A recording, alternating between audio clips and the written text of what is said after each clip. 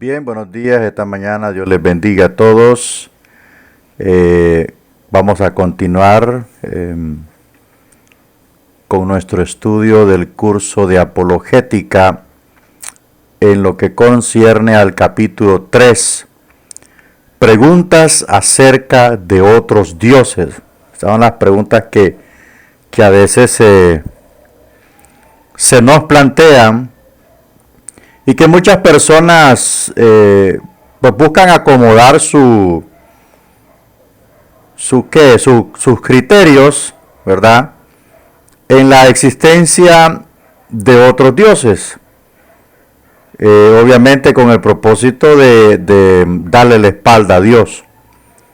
Entonces, antes que comencemos, estudiantes, esta clase, vamos a hacer una oración introductoria. Amante y buen Dios, te damos las gracias por tu amor, por tu bondad. Gracias por esa misericordia que tú nos concedes cada mañana de nuestra vida. Hoy queremos comenzar el día con esta hermosa clase. Queremos tu dirección, iluminación e inspiración. Padre, en los méritos de Jesucristo, tu Hijo, entregamos esta clase en tus manos. Bendigo la vida de los estudiantes, en el nombre de Jesús. Amén. Ok, capítulo 3. Preguntas acerca de otros dioses. Hay muchos dioses, obviamente con D minúscula, diferentes que compiten por los corazones y las mentes de la gente en la actualidad. El modo en que pensamos en cuanto a cómo es Dios y su relación con el mundo determina en gran parte la manera en que enfocamos las cosas de nuestro diario vivir.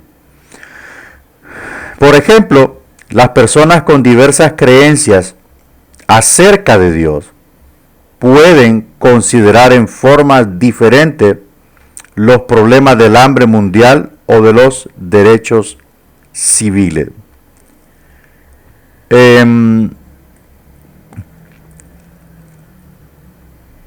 Nuestro diario vivir,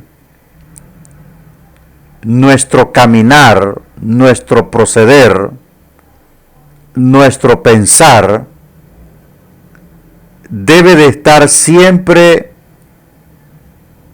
gobernado por el pensamiento de que Dios tiene el control de todas las cosas. Nosotros no podemos encauzarle la culpa a Dios del hambre del mundo. ¿Por qué razón? Por la razón de que Dios no creó un mundo,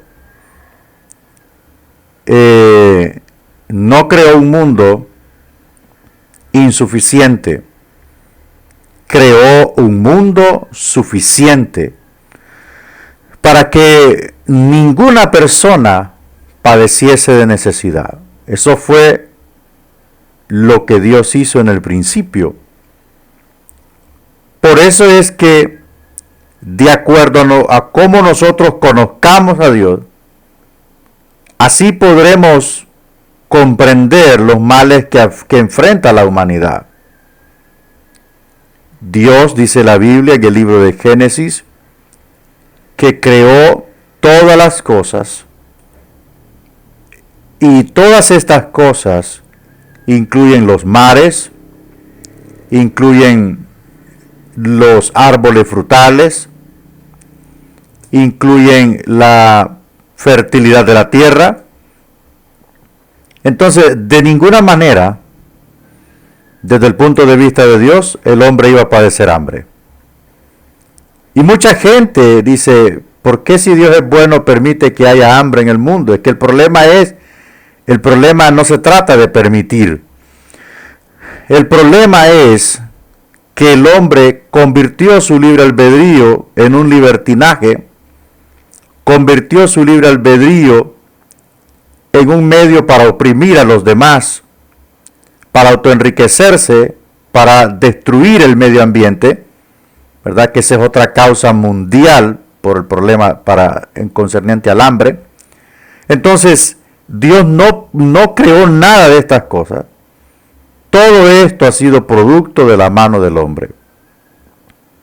Y si hay algo que nosotros tenemos que tener claro, es que en cuanto más conozcamos a Dios y su palabra, podremos tener un concepto amplio, un panorama amplio de los problemas que aquejan a la humanidad.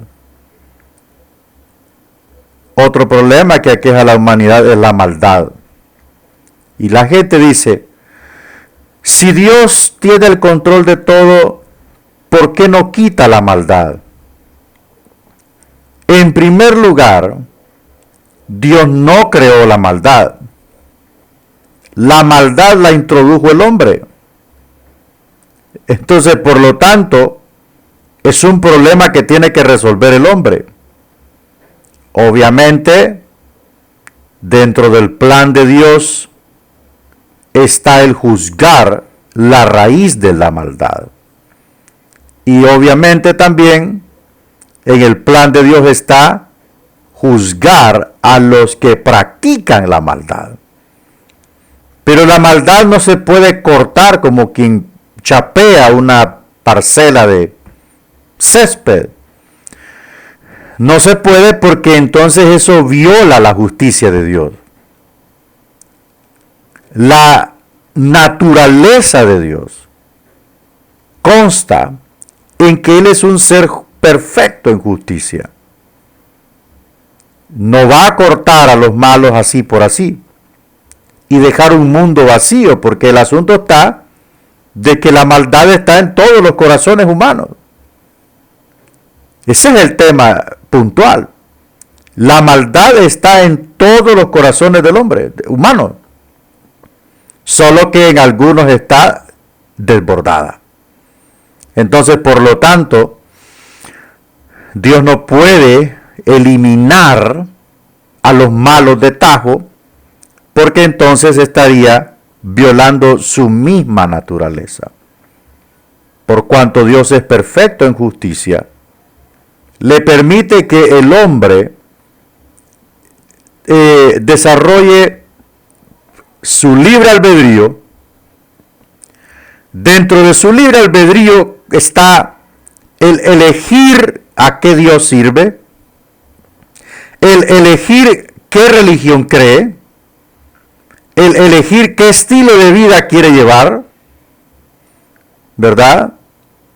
El elegir si se convierte en practicante de lo malo, abiertamente contra la ley terrenal y celestial, o se coloca en un punto neutro. De plano le digo que en cualquiera de esas acciones o opciones que decida, siempre se enfrentará al juicio de Dios. Por ejemplo, las personas con diversas creencias acerca de Dios pueden considerar en formas diferentes los problemas del hambre mundial, etcétera, etcétera. Cuando habla de diversas creencias acerca de Dios, son los puntos de vista que la religión ha creado acerca de Dios. Obviamente no es el enfoque de la Biblia, pero sí el de muchas personas que han surgido a través de la historia y han dicho, bueno, esto creo yo de Dios o esto creemos nosotros de Dios. Por eso es importante conocer las Escrituras. Es muy importante conocer las Escrituras y ver cómo Dios ha tratado con los problemas del hombre. Eso es necesario saberlo. Y el Antiguo Testamento nos da una historia y un panorama muy amplio acerca de cómo Dios trató el problema de la humanidad. La manera en que uno entienda a Dios determinará en gran medida la forma en que vea el mundo. Es que ese es el punto. Eso es lo que le estoy diciendo. Entre más conozcamos a Dios en su palabra, vamos a determinar, vamos a comprender cómo es este mundo. Vamos a tener una percepción clara de los problemas que aquejan la humanidad. Y todo esto, su raíz está en el pecado. Todo esto, su raíz está en el pecado. A cada una de esas concepciones las llamamos cosmovisión. Esas concepciones acerca de Dios con respecto al mundo. Y son 6 las que se oponen mayormente al cristianismo. Las que deseamos examinar. Número 1. Tenemos el ateísmo.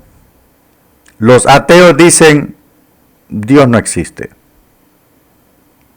No le debemos nada a una ley moral porque no hay un gobernante moral. 2. El deísmo dice, Dios existe, pero hace milagros. ¿Verdad? El deísta dice, bueno, Dios creó al mundo, pero lo dejó a que Él se gobernara solo. Ahí llegó todo. El panteísmo, todo es Dios. El panteísmo dice, todo es Dios. Un árbol es Dios, la tormenta es Dios, el río es Dios. O sea, esas son cosmovisiones. Son enfoques triviales de grupos de personas que eso fue lo que enfocaron o lo que concibieron acerca de una deidad. El panenteísmo, Dios se desarrolla junto con el mundo. Así como crece el mundo, así crece la idea de Dios.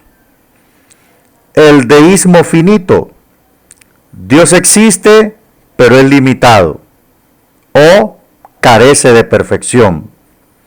El sexto, el politeísmo.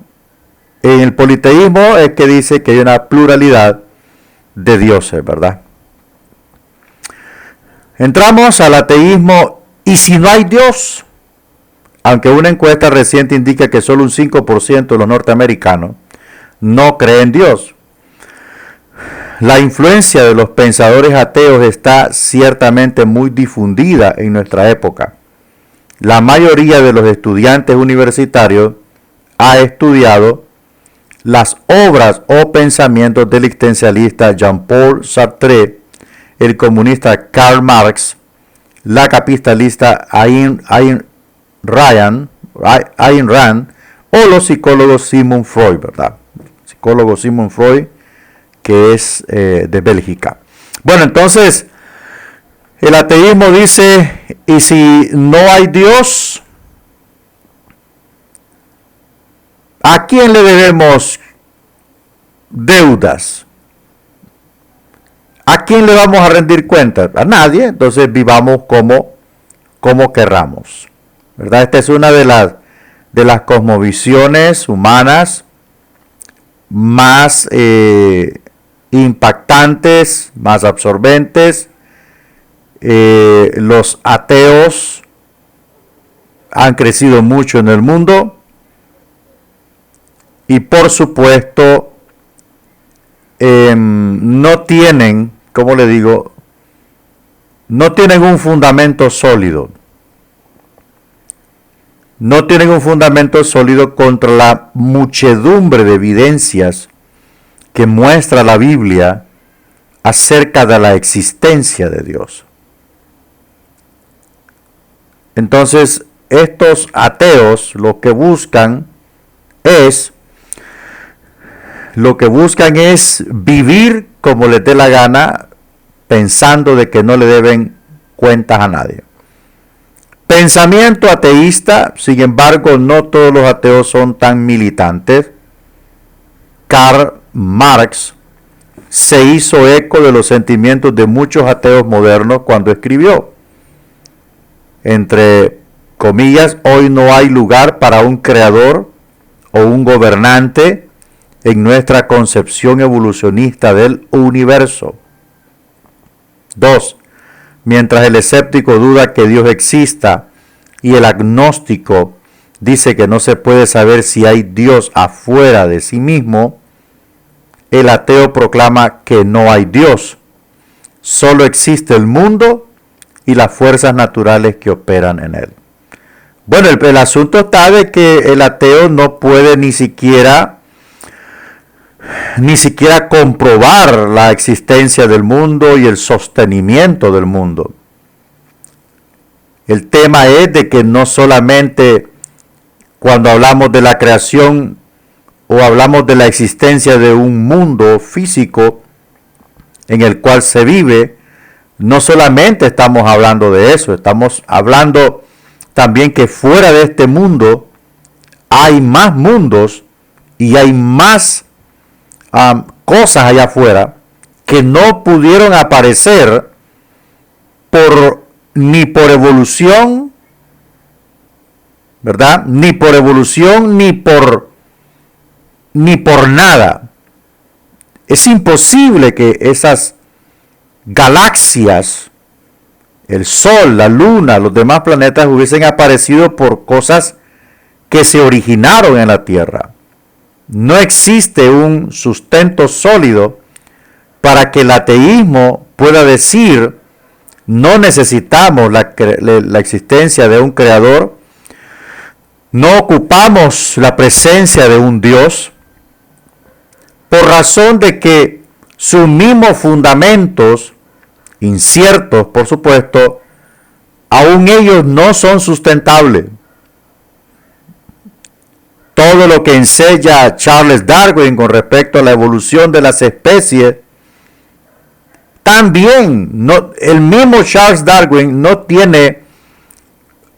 hay manera de cómo pueda explicarse convincentemente de que una especie produjo otra con mejores aptitudes en cuanto a evolución. No se puede explicar. Cuando solamente basta decir hubo una mente poderosa y un poder increíble que creó todas las cosas, ¿verdad? Entonces este es el pensamiento ateísta. Vamos a ver algunas creencias acerca del humanismo secular. Uno, los humanistas religiosos consideran al universo como autoexistente y no como creado. Bueno, el problema es, si así fuese, ¿cómo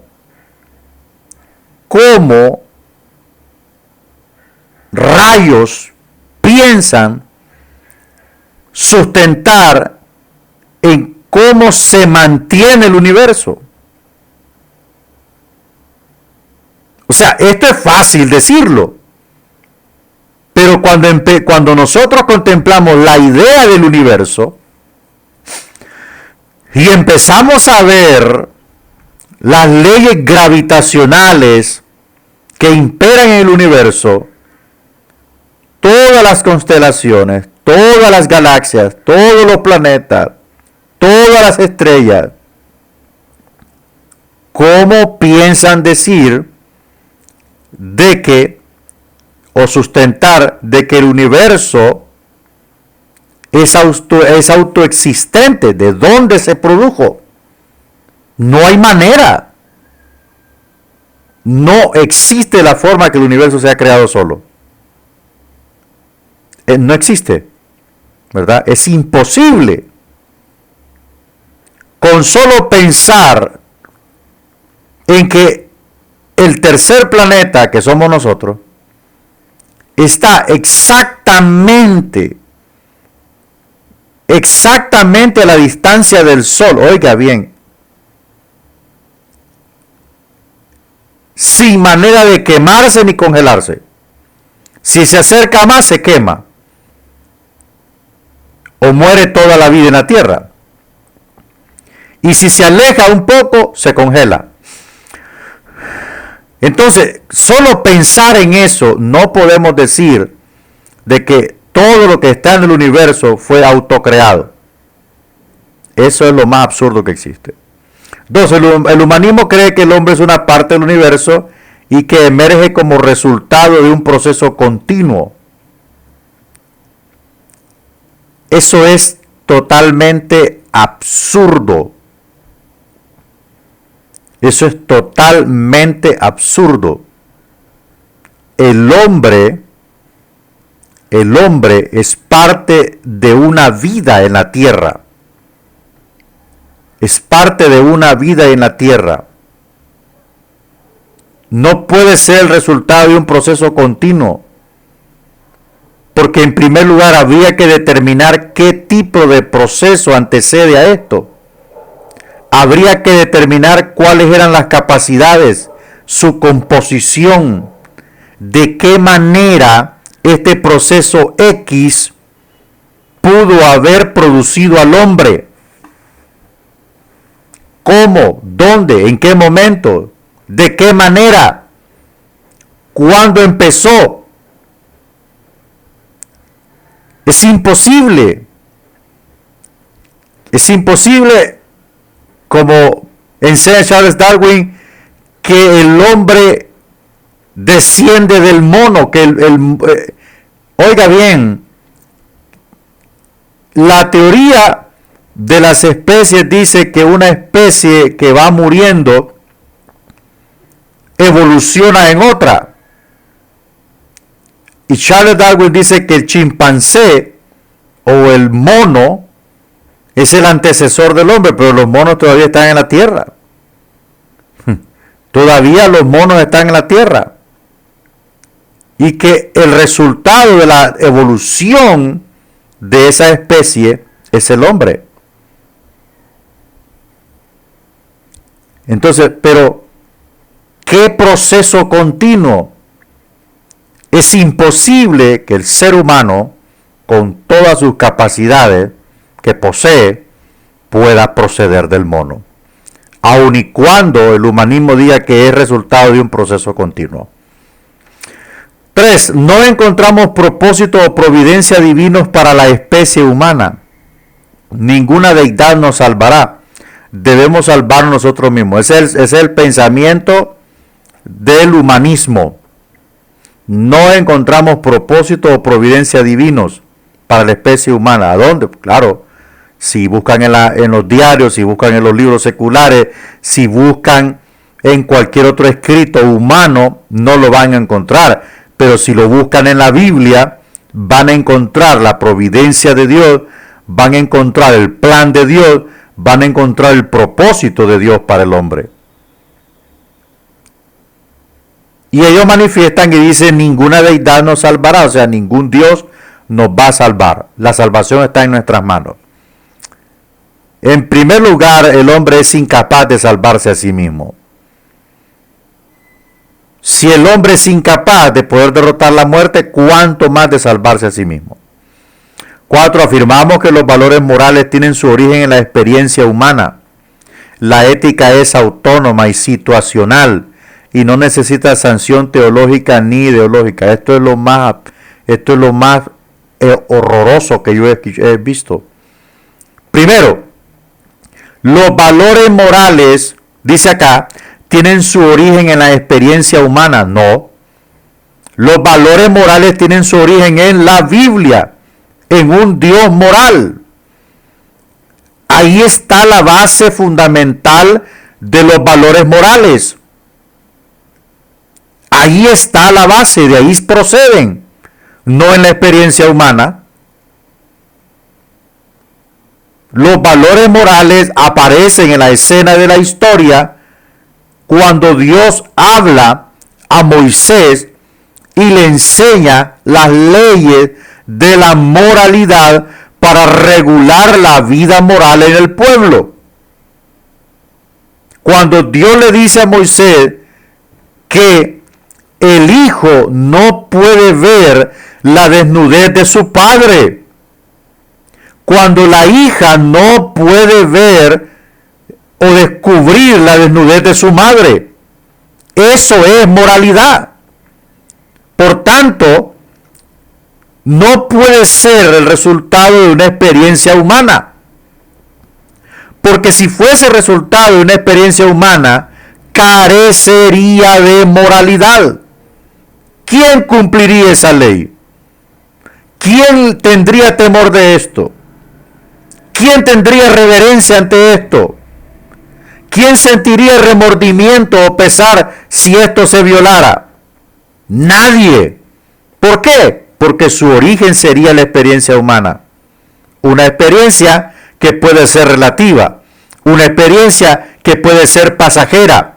Mientras que cuando el valor moral, o sea, aquella ley que ataca la moral, que preserva la moral, viene de un Dios eminentemente y perfecto en moral, entonces cuando esto se viola, se siente el remordimiento, se siente en el corazón, en el espíritu, que se falló. Esa es la moral.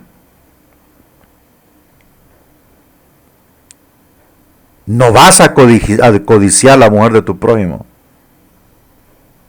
No vas a codiciar la mujer de tu prójimo. Es moral. No vas a robar, es moral. No vas a matar, es moral. Eso es moral. Entonces, la moralidad, que conste, procede de Dios. La ética es autónoma y situacional. Perdón. O sea que cuando me convenga yo voy a tener ética. Cuando me convenga yo voy a tener respeto. La ética es en todo tiempo. Hasta para visitar un hogar se necesita ética. Hasta para atender a alguien se necesita ética. No debe de ser situacional. O sea, cuando nos convenga. Cuando me convenga voy a ser una persona corregida, pero cuando no me convenga voy a ser un impío depravado. Que también, hay que mencionarlo, hay cristianos que son así. En la iglesia son corregidos, pero fuera de la iglesia son unos pícaros desenfrenados. ¿Verdad? Entonces, la ética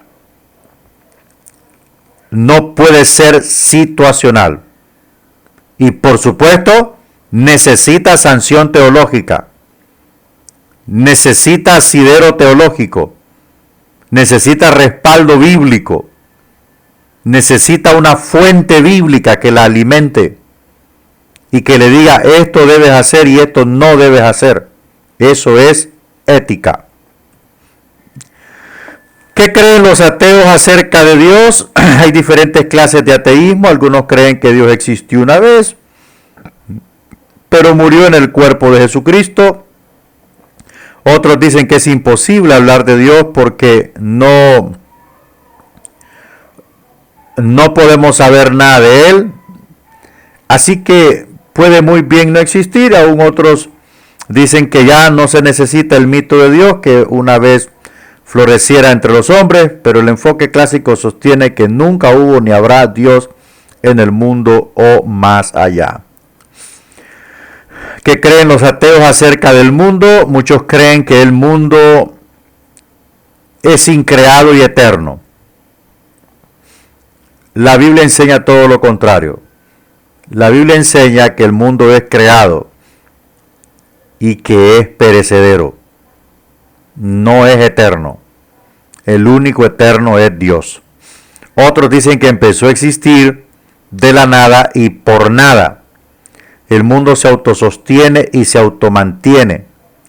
Aducen que si todo necesita una causa, entonces uno puede preguntar, ¿qué causó a la primera causa? Esta es la pregunta del necio. ¿Qué causó a la primera causa? Es como preguntar, ¿quién creó a Dios? Así ni más ni menos. ¿Quién creó a Dios? Es una pregunta necia.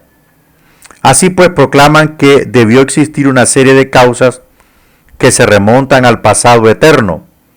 Algunos dicen sencillamente que el universo no es causado, sino que está allí. Bueno, todo esto son algunos pensamientos que algunos conceptos vale la pena hacer una pequeña ampliación, y otros simplemente leerlos, contemplarlos, para conocer cómo piensan o cómo se manifiestan aquellos pensamientos humanos con respecto a la existencia de un Dios, o a la existencia de Dios, o a la existencia de dioses, ¿verdad? Entonces nosotros, esto nos debe de mover hacia la Biblia, ¿verdad? Hacia la Biblia, para comprender que Dios es el origen de todas las cosas, de todas las cosas. ¿Qué creen los ateos en cuanto al mal? Afirman la realidad del mal, aunque niegan la existencia de Dios. Piensan que el mal es una de las principales pruebas de que no hay Dios. El filósofo ateo se pregunta qué obligaría a un cristiano a admitir que sus creencias son falsas, creyendo aún en la existencia de Dios. A pesar de que el mal continúa presente en el mundo, algunos alegan que es absurdo creer en Dios, ya que si Él hizo todas las cosas, también debe haber hecho el mal. Bueno, esto es lo que estábamos hablando en el principio. A Dios no se le puede atribuir el aspecto de que sí o no acerca del mal, porque en ningún punto Dios creó el mal. ¿Por qué Dios no creó el mal? Por la simple razón de que su naturaleza es perfecta. Él es perfecto en bondad, perfecto en santidad. Entonces, por tanto, no puede producir lo malo. Y por ende, creó un mundo bueno, con reglamentos. Y esos reglamentos había que cumplirlos. Cuando este reglamento se violó, entonces apareció el mal, ¿verdad? Que dicho sea de paso, quien provocó el rompimiento de las reglas fue la esencia del mal. Y el mal afectó tanto a la creación que entró a la misma humanidad. Y esto pasó de humano tras humano hasta el día de hoy. Entonces, Dios no es que creó el mal, sino que se conjugan dos cosas. Uno, la libertad de decisión del hombre llamado libre albedrío. Y dos, que el mal está en toda la raza humana.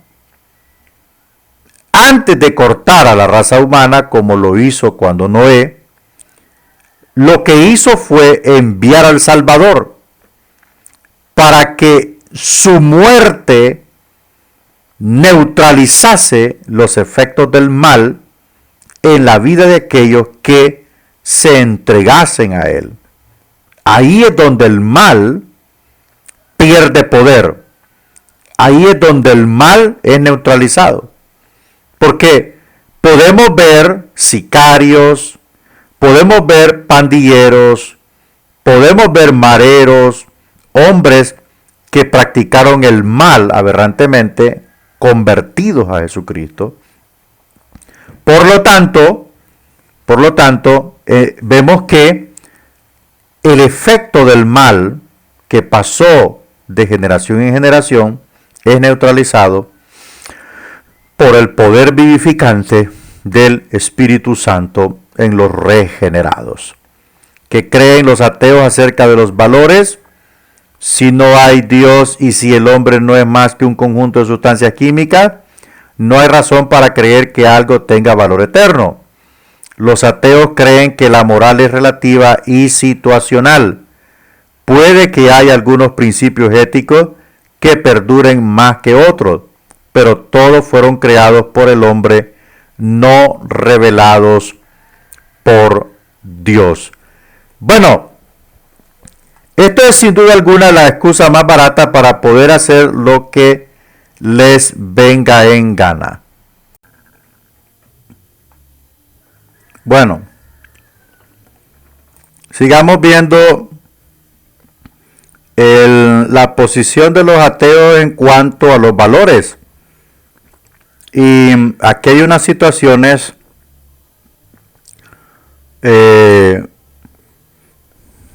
bastante violatorias de la palabra. Si no hay Dios, y si el hombre no es más que un conjunto de sustancias químicas, no hay razón para creer que algo tenga valor eterno. Entonces, si no hay valor eterno, no hay salvación.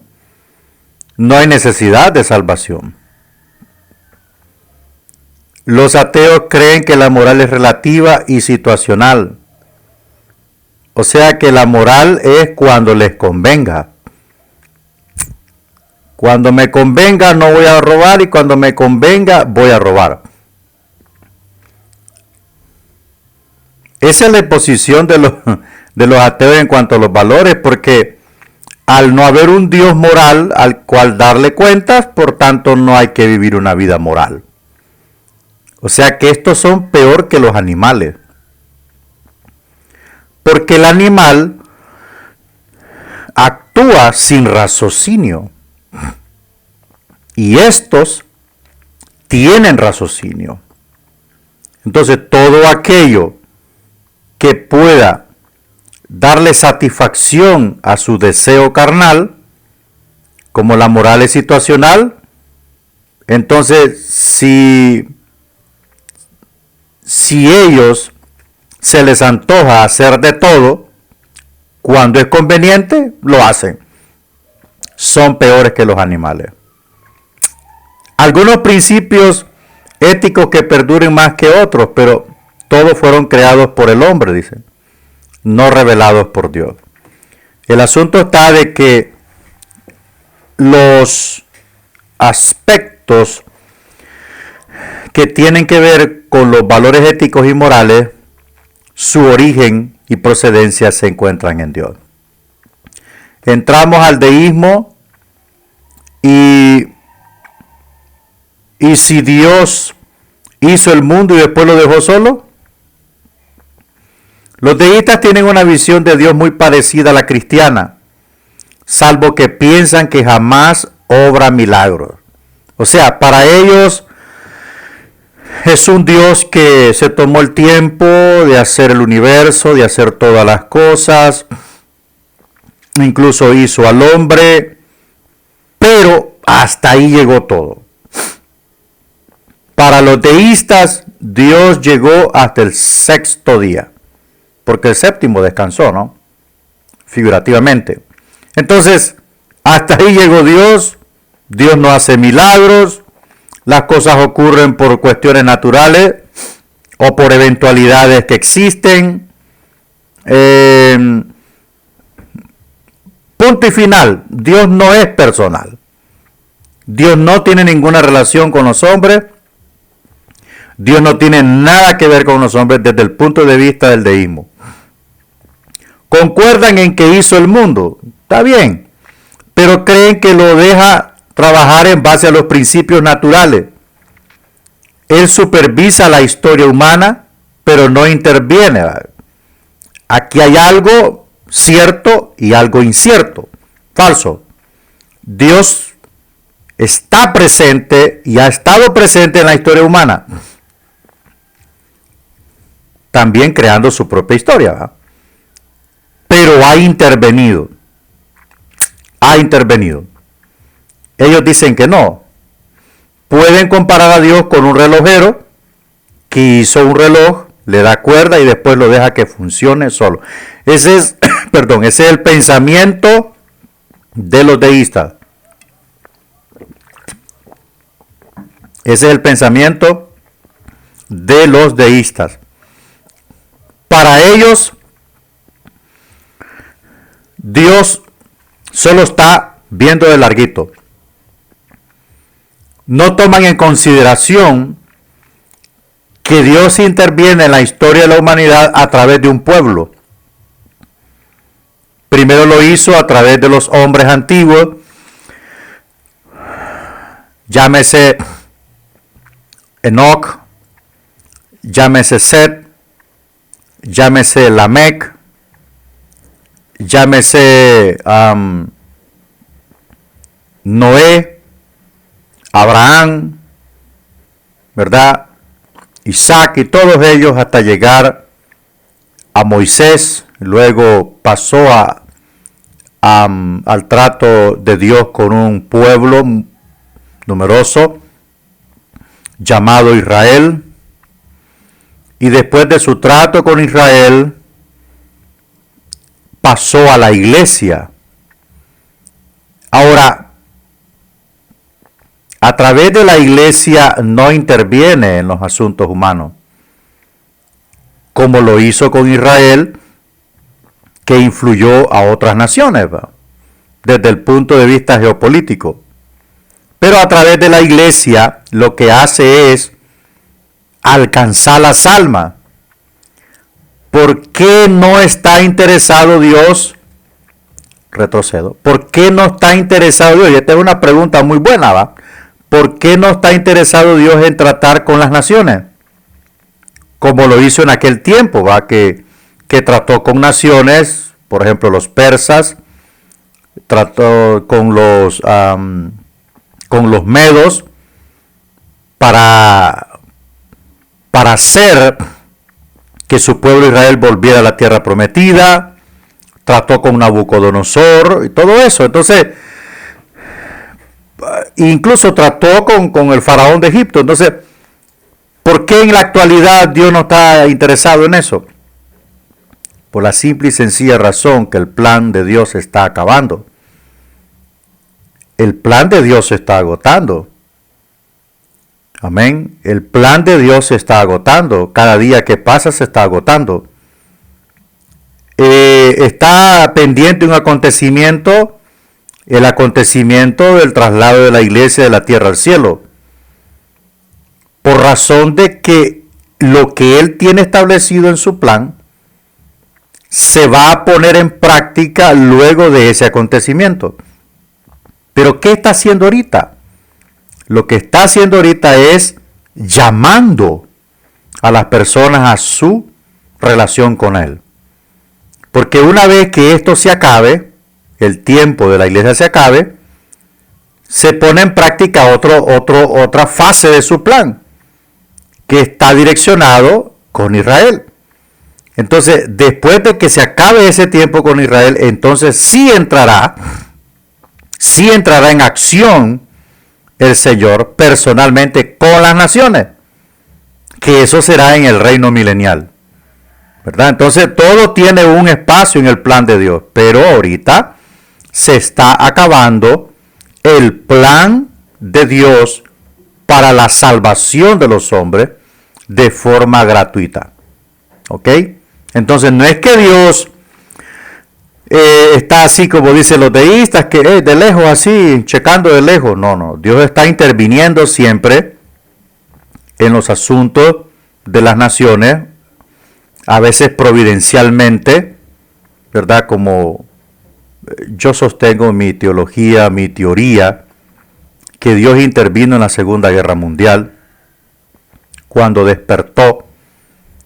Primero intervino a través de Gran Bretaña, a través de Winston Churchill. Dios intervino allí porque Él se paró frente al poderío nazi, aunque le llovieron bombas por doquier. No claudicó ese anciano, no claudicó. Luego se le alió Francia, pero Francia sucumbió rápido, fue efímero Francia. Después solo se quedó Inglaterra frente al gran poder nazi. Después, a pesar de, tomando en cuenta, mire bien, tomando en cuenta que el plan de Hitler era gobernar el planeta, él este hombre, el líder, el primer ministro británico, se paró con todo. Se paró con todo frente a ese poder bélico maligno. Luego, por eso es que le digo que esto fue providencial de Dios. Los japoneses, aliados de los alemanes, siempre tuvieron una espina contra Estados Unidos. Y esa espina cada día se incomodaba. Entonces, una madrugada, planearon un ataque contra una isla en el Pacífico donde los americanos tenían sus bases y la invadieron, que todos conocemos la película de Pearl Harbor. Entonces, al suceder esto, providencialmente Dios permite eso para despertar a una bestia, a un poder que no era nada militarmente en ese tiempo. Estados Unidos era como la cuarta potencia militar en ese tiempo, pero que debido a esto, Estados Unidos decide entrar en la guerra de Europa. Esto Dios lo usó para hacerle frente al ensayo militar más grande que el diablo haya podido crear. Luego, providencialmente, Dios permite que los nazis rompan su pacto con los rusos, el pacto ruso-germano. Dios permite que eso se rompa porque Hitler quería destruir a los comunistas. Entonces permite Dios eso para que Hitler invada Rusia. Entonces al invadir Rusia, el pacto se rompe y se levanta también el oso, que dice la Biblia, según Daniel, se levanta el oso con gran poder militar, y estos dos poderes, estas tres potencias, los británicos, los americanos y los rusos, le hacen frente a esa bestia llamada Alemania. Entonces, Dios intervino allí para suprimir un poder que quitaría todas las garantías constitucionales del mundo entero.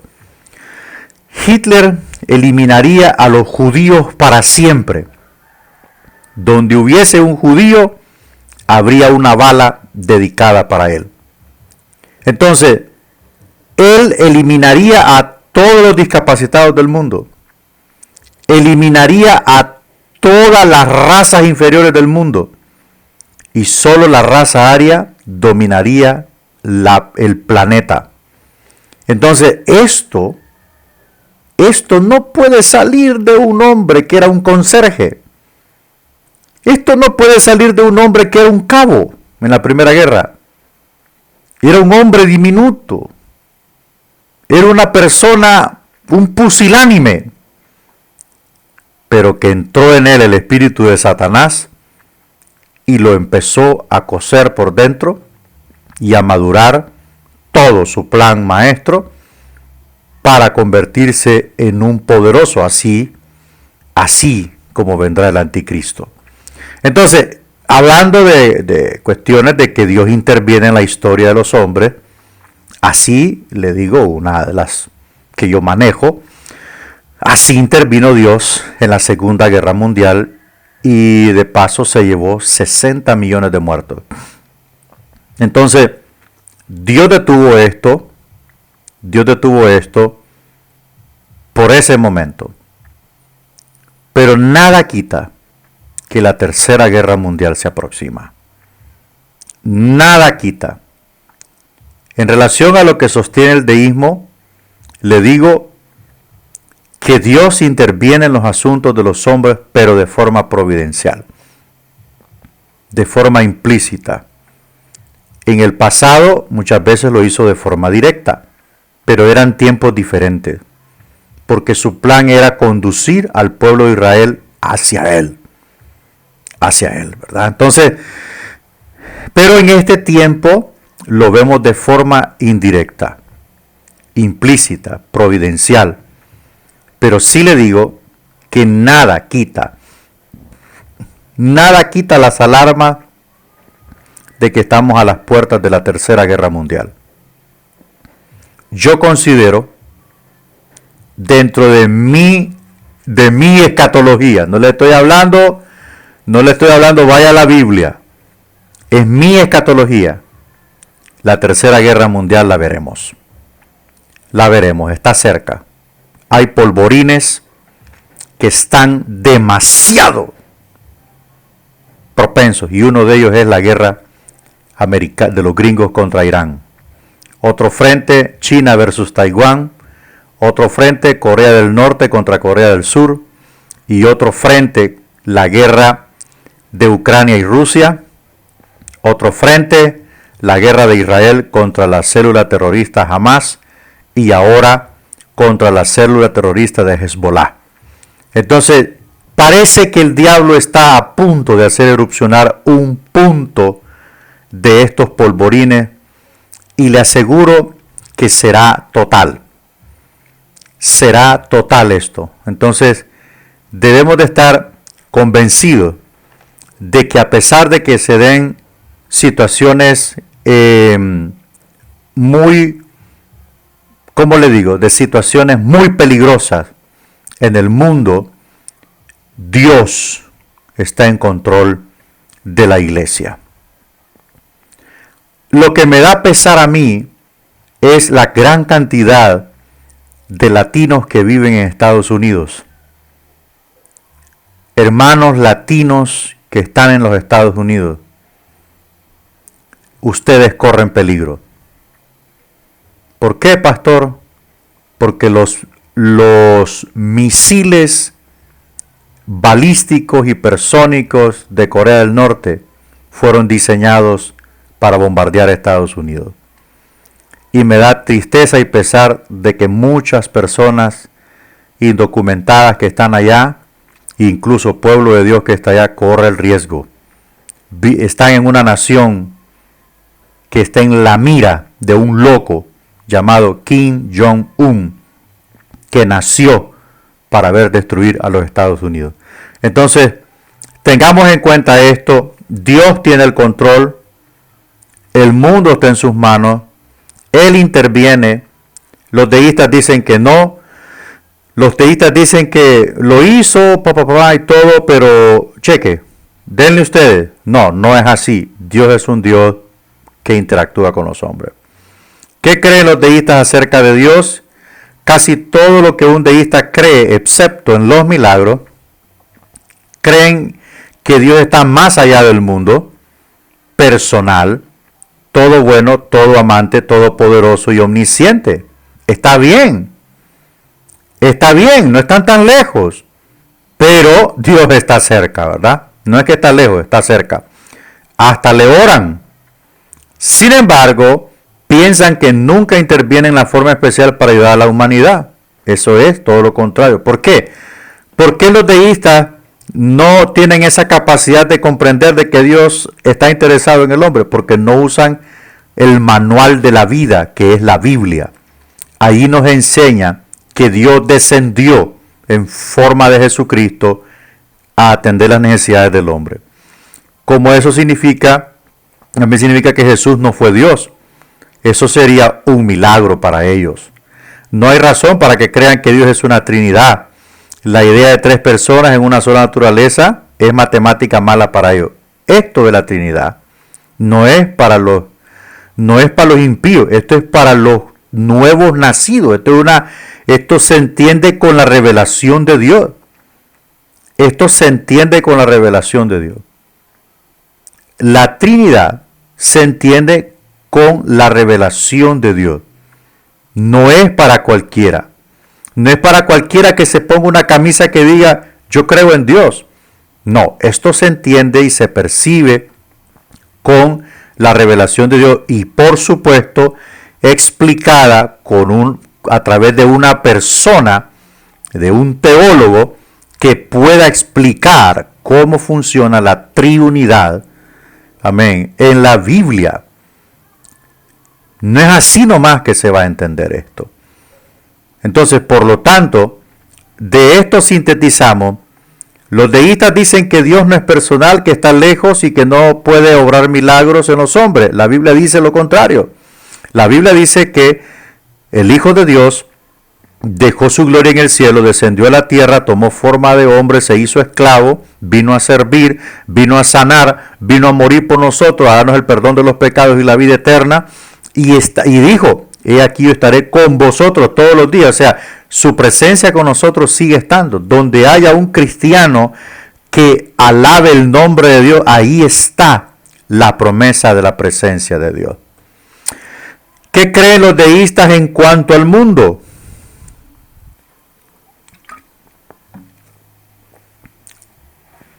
Al igual que los deístas piensan que el mundo fue creado por Dios y que podemos saber algo de él. Déjeme averiguarle.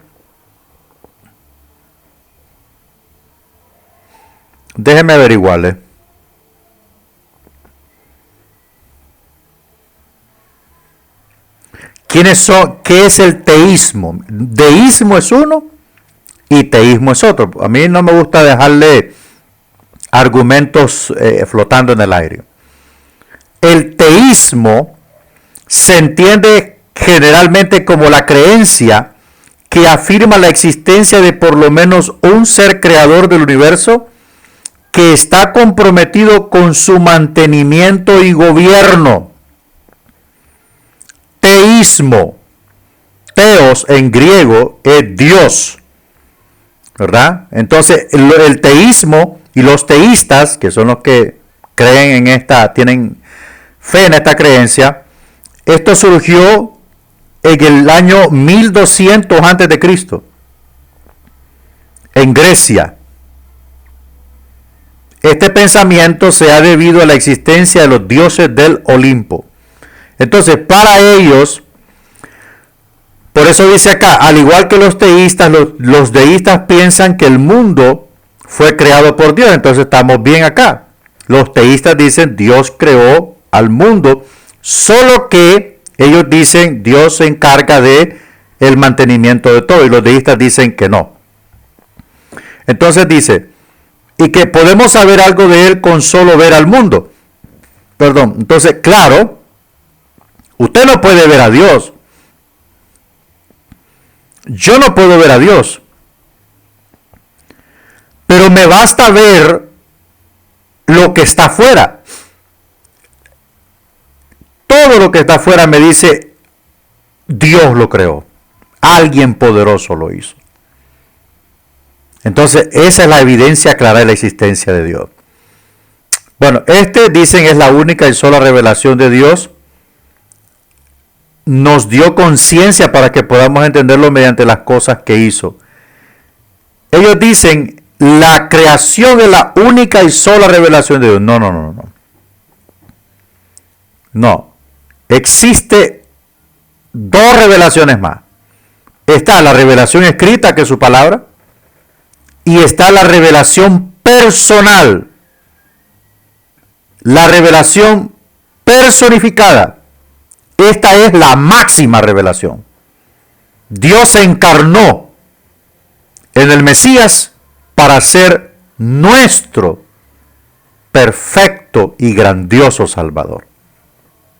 Esa es la revelación de Dios, la máxima revelación de Dios.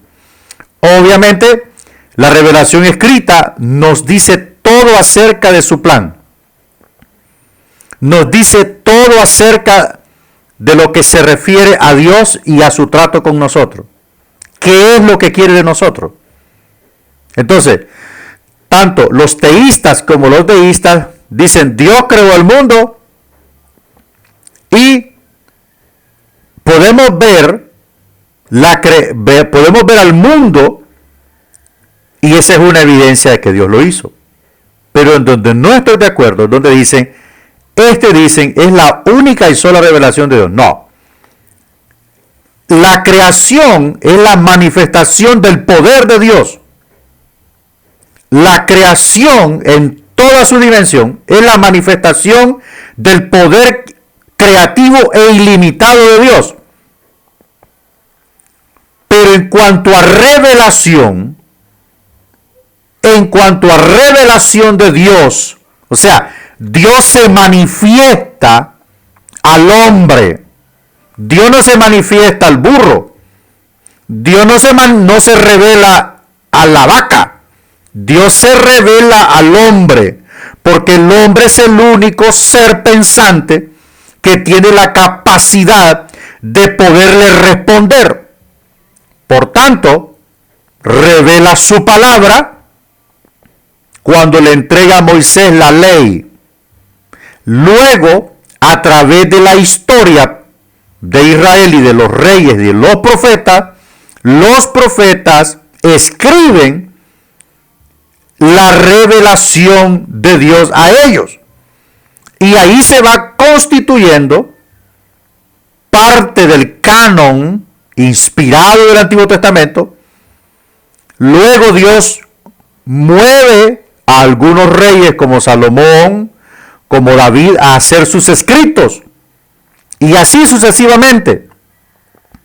Por tanto, esa revelación escrita se constituye en el canon del Antiguo Testamento. Entonces, la revelación escrita es lo que contiene el plan de Dios para nosotros. Y ahí está incluida la salvación y todo lo que implica. La máxima revelación vino en la persona de Cristo, cuando el Padre se encarnó. ¿Ah? El Padre envió a su Hijo. Por eso Jesús dijo, yo y el Padre. Yo y el Padre, uno somos. Uno somos. Entonces esa es la manera en que Dios revela su máxima manifestación a nosotros. ¿Qué creen los deístas respecto al mal? Bueno, concuerdan en que las acciones del hombre son la fuente del mal. Las acciones del hombre son la fuente del mal. Hermano, ¿en dónde está el mal? ¿En dónde se origina el mal? En los hombres. El mal se origina en aquello que se llama iniquidad. La iniquidad es lo que produce el pecado. Es el origen. Pastor, ¿y dónde está la iniquidad? La iniquidad está en la sangre del hombre. Ahí está. Ahí está, en alguna parte está. Aunque Jesús mencionó un órgano llamado corazón. Ahí está alojada la iniquidad humana, en el corazón. Por eso, Dios quiere gobernar al hombre desde adentro del hombre, no desde afuera. Por eso el judaísmo no pudo llegar hasta allí, pero el cristianismo sí llega allí. Porque Jesús le dice a Nicodemo, te es necesario nacer de nuevo. Te es necesario nacer de nuevo.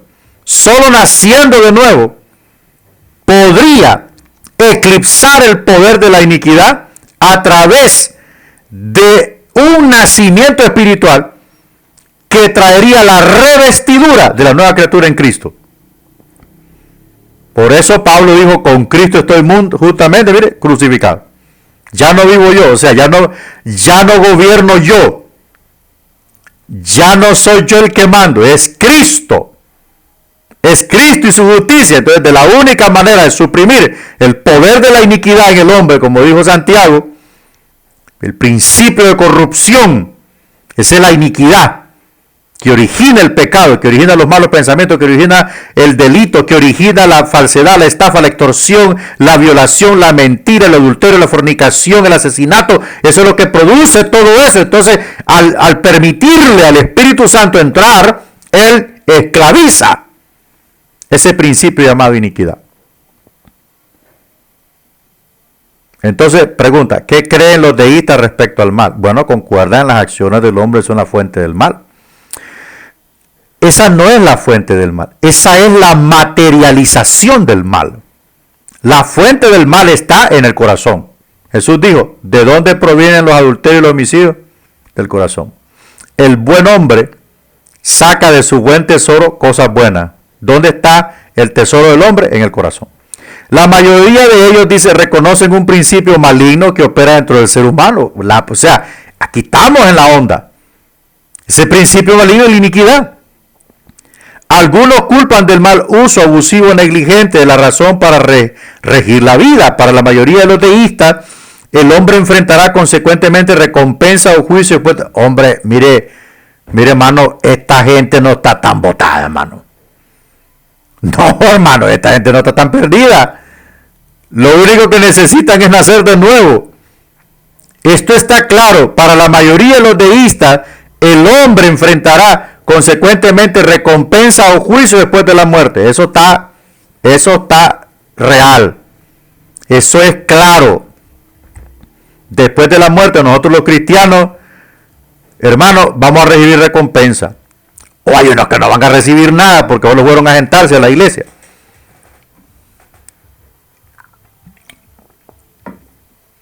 Solo fueron a sentarse. Entonces, ¿qué sucede? ¿Qué es lo que sucede? Y hay personas que murieron sin la salvación. Estos serán juzgados y sentenciados. ¿Cómo debemos responder al deísmo? El deísmo es incongruente hasta en su premisa más elemental. O sea, incongruente es que no, o sea, no compagina. No es igual. Eso significa la palabra incongruente. Los deístas creen el milagro más grande de todos, la creación. Pero rechazan lo que consideran milagros menores. O sea, no son congruentes en ese aspecto. Si Dios fue suficientemente bueno y poderoso para crear el mundo, ¿no es razonable suponer que puede y podrá cuidarlo también? Si puede hacer una cosa de la nada, más aún puede hacerlo a partir de algo. Como por ejemplo cuando Jesús hizo vino del agua. O sea, ahí es donde ellos no tienen esa congruencia. ¿Cómo le digo? Asimilan las cosas grandes que tienen una mayor demanda elemental, pero las cosas pequeñas no las pueden comprender. Bueno, soltamos a los deístas y nos metemos con los panteístas. El panteísmo asevera y dice, ¿y si el mundo es Dios?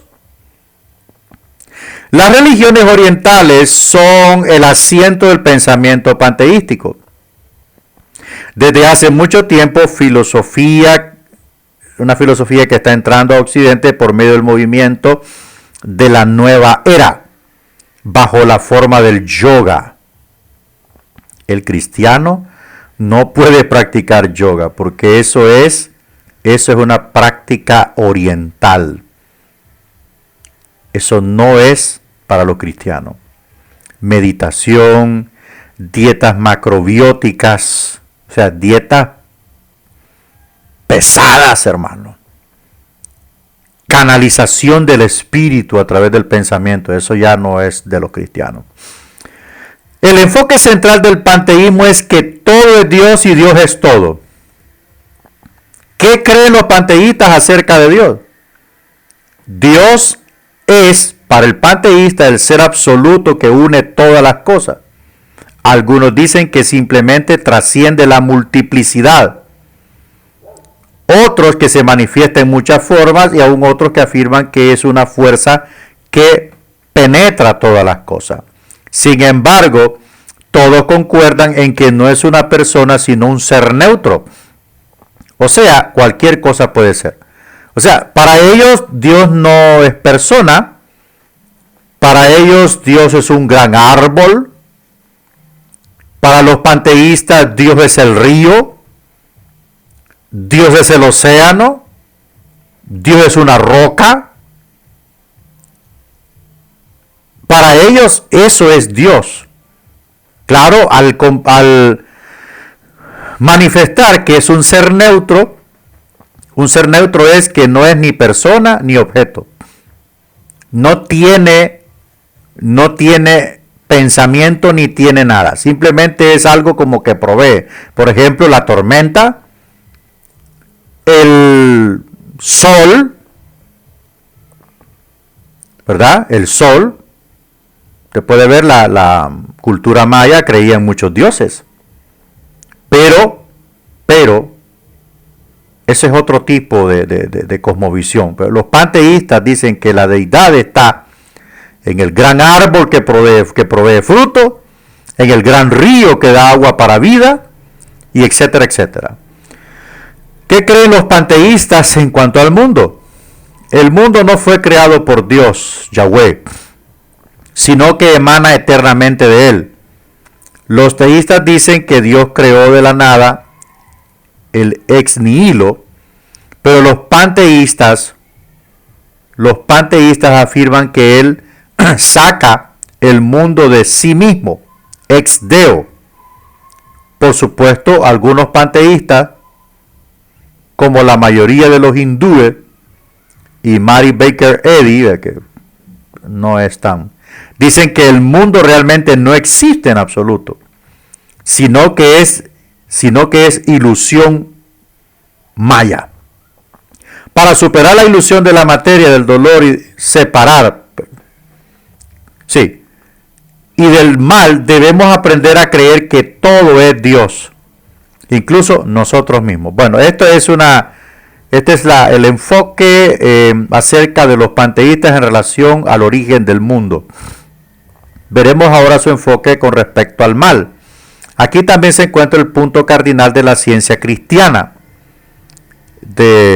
La ciencia cristiana creo que es de Elena White. La cual afirma que la materia y el mal, incluyendo el pecado, la enfermedad y la muerte, son irreales. Tal es el consenso del panteísmo: si Dios es todo y Dios es bueno, entonces nada malo debe existir en realidad. Después de todo, si existiera el mal, también sería Dios. Bueno, esto es una forma hermanos, de poder contradecir los cuestionamientos y señalamientos que la Biblia hace en relación al pecado. Si nosotros conocemos la Biblia, entenderemos el origen de esta onda. Entenderemos que el pecado entra y desencadena todo lo malo. Desencadena la enfermedad, desencadena el dolor, desencadena la muerte, desencadena el sufrimiento, desencadena todo lo que envuelve el mal. Eso fue el pecado. Pero en la ciencia cristiana, que aparentemente esto es de Dios, Elena White enseña que estas cosas son irreales y que si debieran existir, serían Dios. ¿Por qué? Porque si Dios hizo todo y Dios es bueno, entonces nada malo debe existir. ¿Por qué? Porque todo lo hizo Dios y Dios no puede hacer el mal. Entonces, todo esto, aparte de un desconocimiento bíblico de cómo suceden las cosas o sucedieron las cosas en aquel momento, y una descontextualización del diario vivir en relación a que hay que mirar alrededor y ver todo lo que el pecado ha hecho y está haciendo y seguirá haciendo, eso se llama desconocer los efectos devastadores del pecado que nuestra sociedad está enfrentando. El panteísmo lo que trata es de zafarse el estribo de la ley, de que todo aquel que hace lo malo enfrentará el efecto de la ley. Estas cosmovisiones generan muchos adeptos, porque lo que menos quiere enfrentar el hombre es el señalamiento del pecado. La muerte es una realidad, la enfermedad es una realidad, y ellos enseñan que son cosas irreales. Obviamente la doctrina de Elena White y todo lo que envuelve la ciencia cristiana, no sé si a alguien le adjudiqué eso, le asigné la ciencia cristiana como proyecto, creo que sí lo asigné. Ahí se va a dar cuenta esa persona y nos va a enseñar a todos cómo funciona la ciencia cristiana y qué es lo que Elena White está planteando, que por supuesto era una falsa profeta. Veamos que los panteístas, respecto a los valores, los escritos panteístas rebosan de apelaciones morales al bien y al autosacrificio. Sin embargo, esos conceptos se aplican solamente a los niveles inferiores de desarrollo y logro espiritual. Una vez que el iniciado supera esos niveles, su meta es lograr la unión con Dios y no siente más preocupación por las leyes morales. Si va a ser como Dios, también deberá trascender el bien y el mal. La conducta ética es un medio para el desarrollo espiritual. La moralidad no tiene base absoluta. Mire, yo le voy a decir una cosa. Hagamos lo que hagamos, jamás seremos como Dios. Jamás seremos como Dios. Así nos excluyamos como lo hacían los monjes. Bueno, ahí lo vamos a estudiar en la clase de historia. Los monjes practicaban la autoexclusión. Se alejaban de todos los placeres carnales, de todos los placeres mundanos, de todos los deleites de la vida, porque hay deleites buenos, hay prácticas buenas. Se alejaban de todo en lo absoluto para vivir una vida monástica, que creo que eso se llama esoterismo. Entonces, este estilo de vida autoexcluyente de todo lo que representa la vida, ni haciendo eso seremos como Dios. Jamás seremos como Dios. Entonces, los panteístas, aunque practiquen sus niveles de, como dice ahí, autosacrificio, ¿verdad? Que ellos sacrificaban la familia, ellos sacrificaban los derechos de la vida, la libertad, todo, lo autosacrificaban para purificarse. Eso es imposible. ¿Por qué? Pues porque el hombre pertenece a un estado terrenal pecaminoso, limitado, y Dios es un ser perfecto. Es imposible. Nosotros en nuestro estado, así como estamos, no podemos llegar ni a ser como Miguel ni como Gabriel. Ellos son seres perfectos. Seremos perfectos cuando venga la transformación final de nuestra vida, que es después de la muerte o el que esté vivo en el rapto de la iglesia. Pero jamás seremos como Dios. Entonces, ahora, los valores morales,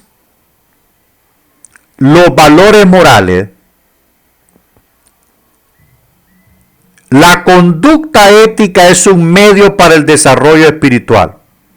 En eso estoy de acuerdo. La conducta ética, o sea, mi estilo de vida. Si yo tengo una ética sana, si mi conducta de vida es ejemplar, yo me voy a desarrollar espiritualmente. ¿Por qué? Porque aquellos insumos que hacen que la vida espiritual se desarrolle, llámese oración, lectura de la palabra, congregarse, todo eso, van a ser, ¿cómo le digo?, efectivos en una vida ejemplar. Entonces, la conducta ética es un medio para el desarrollo espiritual. La moralidad, dice aquí, no tiene base absoluta. Para el panteísta, lo que es la moral no tiene una base absoluta. Es cambiante. La Biblia dice que la moral tiene su base en Dios. Y aunque pase el cielo y la tierra, su palabra no pasará. le dijo a los judíos hace 6.000 años que no debían codiciar la mujer de su prójimo, nos dice ahora a nosotros, no codicie la mujer de tu prójimo. ¿Verdad? ¿Y Jesús? Y Jesús se va más allá. Jesús dijo, cualquiera que vea a una mujer para codiciarla, adulteró con ella en el corazón. O sea, él se fue a la raíz. La ley atacó el efecto. La ley atacó el efecto del pecado, pero Cristo ataca la causa, los pecados del espíritu, los pecados que surgen del corazón inicuo. Ahí atacó Jesús. ¿Cómo debemos responder al panteísmo? El panteísmo exige la absoluta devoción de sus seguidores y proporciona la cosmovisión general de toda realidad. También destaca correctamente el hecho de que no podemos atribuirle a Dios las restricciones de nuestro lenguaje limitado. Sin embargo, la declaración básica del panteísmo lo anula. Pan. ¿Qué dice el panenteísmo? ¿Y si el mundo es el cuerpo de Dios? El panenteísmo es la cosmovisión intermedia entre el panteísmo y el teísmo. El panteísmo dice que todo es Dios y el teísmo dice que Dios creó el mundo y que Él se encarga de su mantenimiento y conservación. También se le conoce como teología procesal.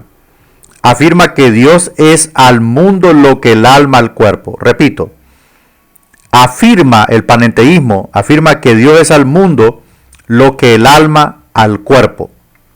Como en el teísmo el mundo necesita a Dios para existir y mantenerse, pero al igual que en el panteísmo, Dios también necesita al mundo para expresarse a sí mismo.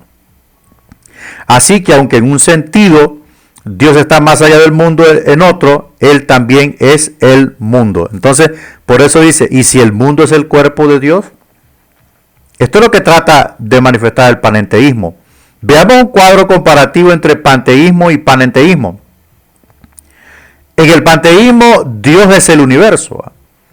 En el panenteísmo, Dios está en el universo. ¿Por qué? Partiendo desde el punto de que el mundo es el cuerpo de Dios, para ellos. Para ellos. En el panteísmo, Dios no es personal. ¿Por qué? Porque es un ser neutro. En el panenteísmo, Dios es personal. En el panteísmo, Dios es infinito. En el panenteísmo, Dios es realmente limitado. En el panteísmo, Dios es un ser eterno. En el panenteísmo, Dios es un ser realmente temporal. En el panteísmo, Dios es inmutable, o sea, inmutable que nunca cambia. En el panenteísmo, Dios es realmente mutable. ¿Por qué? Porque el cuerpo de Dios es el mundo y el mundo está cambiando siempre. Por último, en el panteísmo, Dios y las criaturas son idénticos. Esa es la óptica del panteísmo. En el panenteísmo, Dios y las criaturas no son idénticos. ¿Qué creen los panenteístas acerca de Dios y el mundo?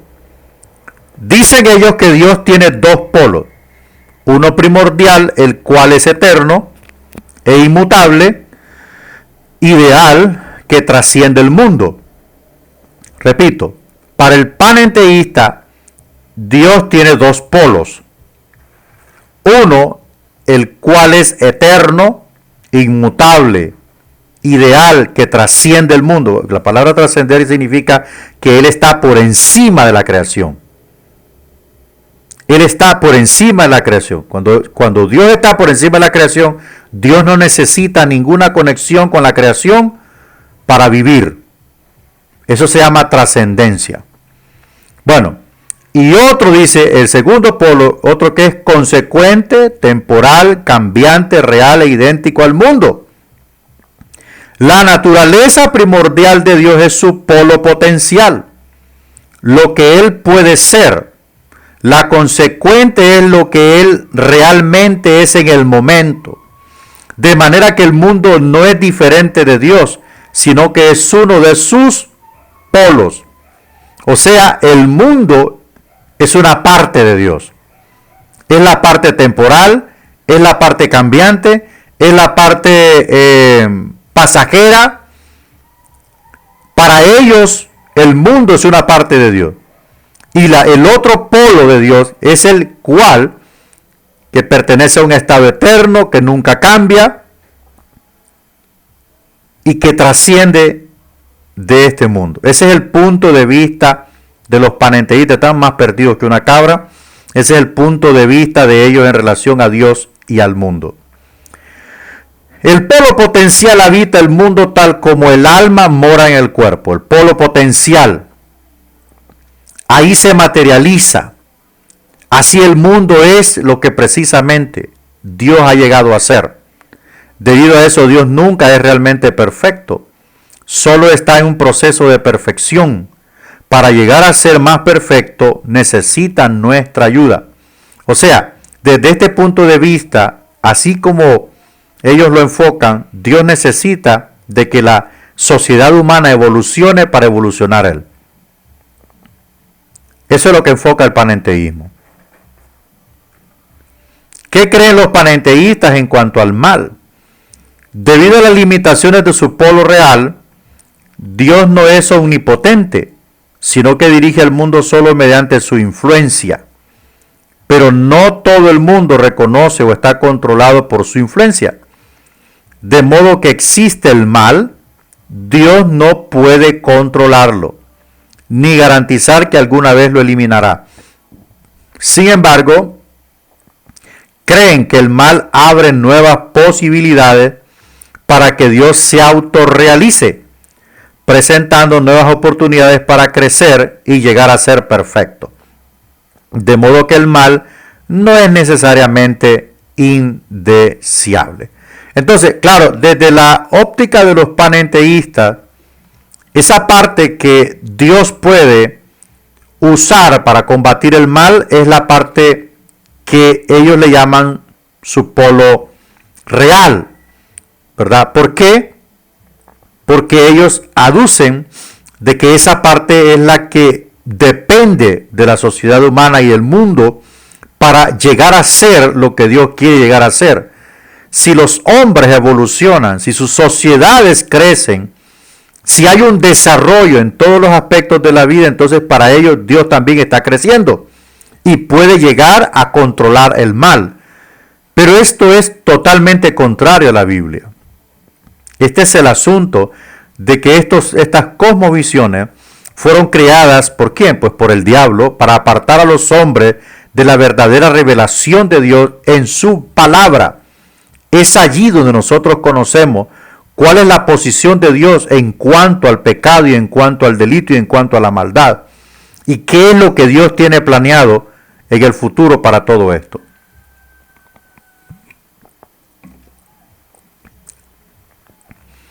¿Cómo debemos responder al panenteísmo? El panenteísmo ve a Dios en íntima relación con el mundo. Lo ve encarnado, capaz de incorporar a su sistema el pensamiento científico moderno con toda facilidad. Uno debe plantearse con sencillez cómo empezó a formarse todo el sistema. Algo así como, ¿qué fue primero, el huevo o la gallina? Si el polo potencial vino antes que el real, ¿cómo se materializó alguna vez?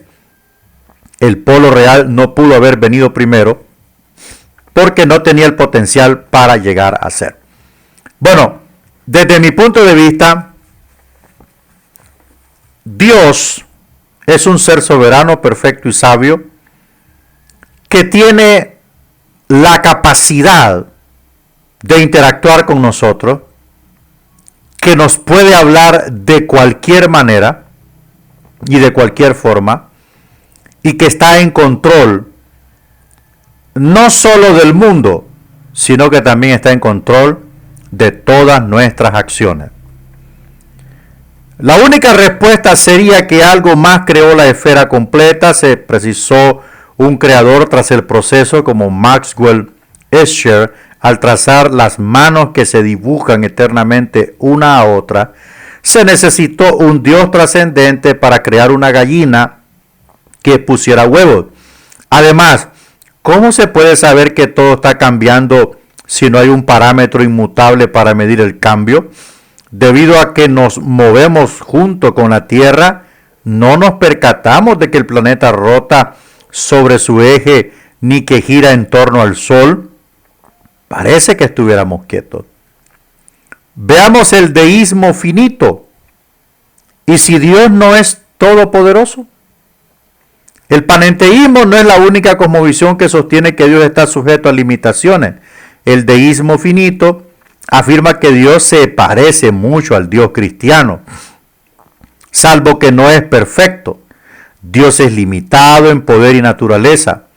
Esta cosmovisión ha sido sostenida por muchos desde Platón a la fecha, pero nunca fue adoptada por una religión en particular, aunque recientemente el rabí Kushner la popularizó con su libro When Bad Things Happen to Good People, cuando a los buenos les ocurre lo malo. Vamos a ver de qué trata el deísmo finito acerca de Dios. Concuerdan básicamente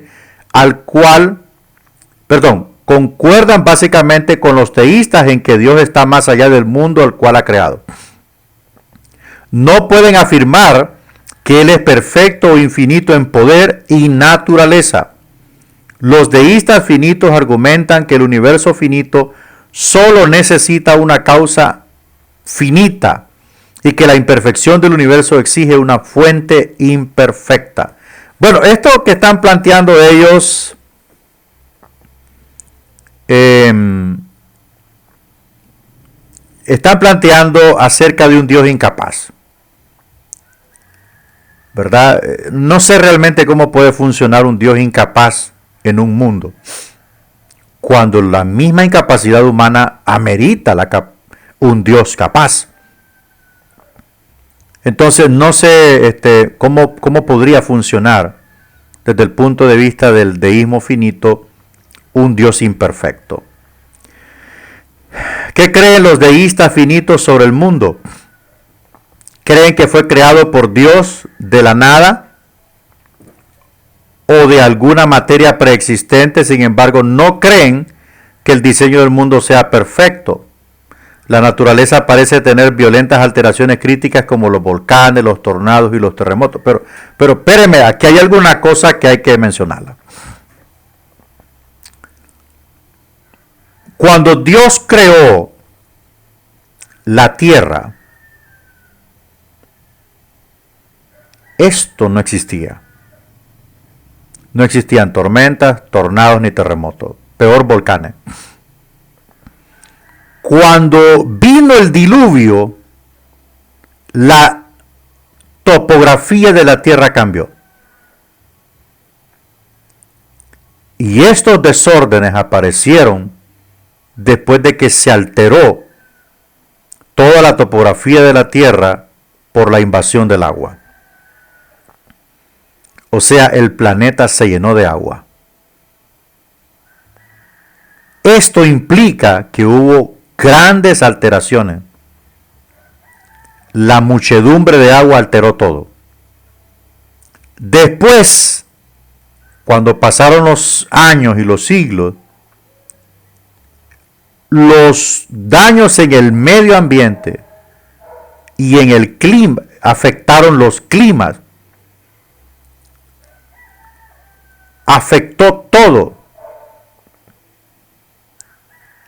El diluvio, estoy plenamente convencido que afectó las placas tectónicas de la Tierra. Eso es cierto. ¿Por qué? Porque emergió agua de las profundidades. Óigame, una tormenta de 40 días no llena este planeta. La Biblia dice que se abrieron las fuentes de las aguas de la tierra. y la tierra se empezó a llenar de agua. Entonces todo eso afectó, ¿verdad? Todo eso afectó, eso es el resultado del pecado. Entonces, no es que la naturaleza, no es que Dios creó una naturaleza violenta, no. Si para el tiempo de Noé no había llovido, no ocupaba lluvia la tierra. Pero todo esto vino para que se estableciesen las 4 estaciones climatológicas en la tierra. Esto fue lo que trajo el diluvio. Entonces, el diseño del mundo fue perfecto, porque lo trazó un Dios perfecto, no conforme lo están exponiendo los deístas. Estos, dice, son males naturales que Dios evidentemente no pudo quitar del sistema. Es que Dios nunca hizo un sistema defectuoso. Esto es erróneo. Dios nunca hizo un sistema defectuoso. Dios hizo un sistema perfecto. Cada cosa que creó dijo que era bueno y vio Dios que era bueno. Todos los desórdenes climatológicos en el sistema se deben al deterioro que ha causado el hombre en la capa de ozono. La mayoría de los deístas finitos no creen que Dios obre milagros. Eso es contraproducente. ¿Qué creen los deístas finitos respecto al mal? La existencia del mal es la razón principal de esta cosmovisión. Oiga bien, la existencia del mal es la razón principal de esta cosmovisión. El rechazo panteísta a la realidad del mal les repugna. Y la explicación de Leibniz de que este es el mejor de todos los mundos posibles los ha llevado a la conclusión de que si este es el mejor de todos los mundos posibles, él debe tener varios problemas reales. Es la única manera en que entienden el mal, que Dios no puede controlarlo. Claro, porque ellos dicen que Dios es un ser limitado. ¿Cómo debemos responder al deísmo finito? Esta cosmovisión ve el mal de manera muy realista y plantea una pregunta muy buena: ¿cómo puede reconciliarse la presencia del mal con la existencia de un Dios todopoderoso y todo amor? Sin embargo, al igual que cualquier otra cosa finita, un Dios finito necesita una causa. Bueno, ya hemos dicho que Dios no tiene una causa. Dios es incausable. Él es la fuente de todas las cosas. Punto y final.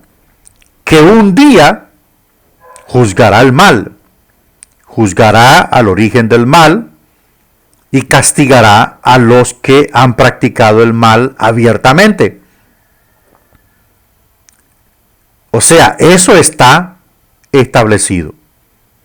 Y podemos responderle al deísmo finito en que Dios es suficientemente capaz y completo de que, aunque el mal no pueda reconciliarse con Dios, porque eso es improbable, pero un día Dios va a juzgar al mal.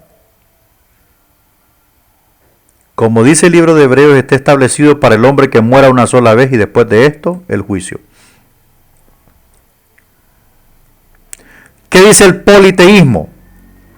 Y si hay muchos dioses, bueno, el panteísmo dice que un árbol es Dios, que una roca, que el río, que el mar, que la tormenta, que el sol, dicen que es Dios.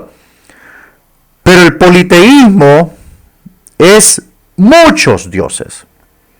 El politeísmo afirma que hay muchos dioses finitos, o sea, dioses limitados, que imperan en reinos separados del universo, los dioses de la antigua Grecia, Roma, Noruega, etc. Son buenos ejemplos de esta cosmovisión. Cada dios tenía un cierto dominio y era adorado como supremo solo en ese aspecto. Por ejemplo, Poseidón era el dios griego del mar. Podemos mencionar la diosa Temis, era la diosa de la justicia. Zeus, el dios del cielo, del rayo, no sé. Entonces todos esos eran dioses según la cultura. ¿Qué dice la secta de los mormones? La religión politeísta más grande y de mayor crecimiento en los Estados Unidos de Norteamérica hoy es el mormonismo. Aunque su aparato de relaciones públicas quiere hacernos creer que son solo otra denominación cristiana, su doctrina dice algo diferente. Mire lo que dice: Dios mismo fue una vez como nosotros. Oiga la semejante blasfemia. Dios mismo fue una vez como nosotros. Él es un hombre exaltado y entronizado en los cielos y más allá. Entonces, aquí es la vida eterna.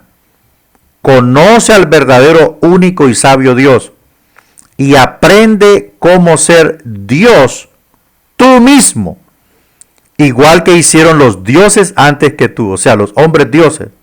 O sea, esto es una blasfemia y una herejía de punta a punta. Dios nunca fue un hombre como nosotros. Él es un espíritu. Él es un ser santo y perfecto. Y Él es antes de la tierra. ¿Ok? Él es antes de la tierra. Su morada es en el cielo. Por tanto, todos los hombres que fueron creados por Dios no tienen nada de su deidad. Fuimos creados a imagen y a su semejanza, que no se malinterprete esas cosas. Que tenemos la capacidad de amar, de perdonar, de pensar, de decidir, porque fuimos creados a su imagen y semejanza. Pero dentro de la limitación de un ser terrenal que fue hecho del barro. Que fue hecho del barro. No fuimos hechos como fue hecho Lucifer. Fuimos hechos del barro. De ahí desciende el linaje humano, de Adán. Entonces, si bien es cierto, Dios hizo al hombre, no tiene nada que ver nuestra existencia con la deidad de Dios. No somos dioses pequeños. No somos dioses pequeños. Así que eso debe de quedar claro. Y tener mucho cuidado cuando escuchen predicadores herejes que enseñan cosas que no tienen asidero bíblico. Bueno, eso de los mormones solo fue para ampliar un poco, ¿verdad? ¿Qué creen los politeístas acerca de Dios? Los politeístas rechazan la idea de un solo Dios que gobierna sobre todas las cosas. Ellos no creen que Dios es universal. Y en cambio se enfocan en la multiplicidad y el caos del mundo para demostrar que hay muchos dioses con planes a veces discordantes.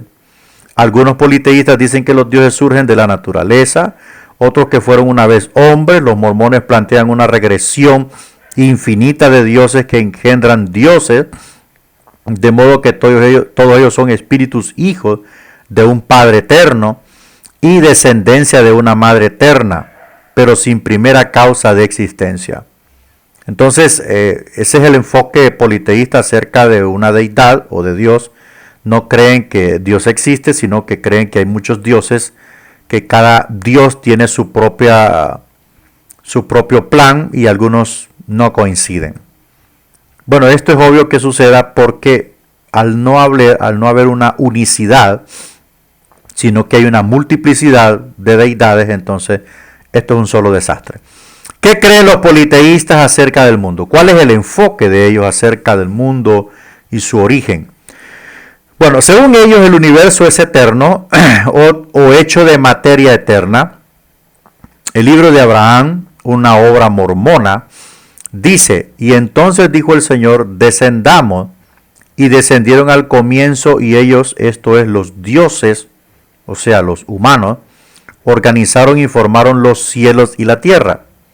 Al material utilizado para formar la tierra, José Smith lo llamó elemento, cierta materia caótica que no tuvo principio ni puede tener fin.